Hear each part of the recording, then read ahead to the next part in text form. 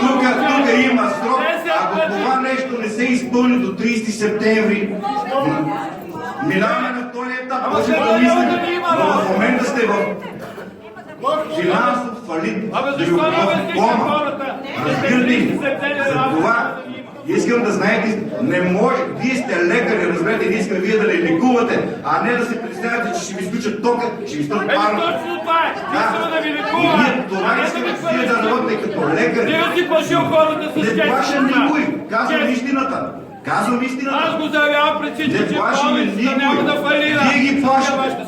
Вие, доктор Попатанасов, вие лъжите хората, че сте непокриви на събранието в болницата. Да! Как не покривите? Как ще ви покана? Лично ме питах, вие казвате, това си наша съюзно спирка. събрание няма да ви покана. Кои сте вие да ви покана? Да, ама казвате на персонала, че ние не сме искали да дойдем. Ние се срещахме очи с очи с всичките отделения, с всичките и представихме нашата програма. От тук нататък, това е решение на Общинския съвет.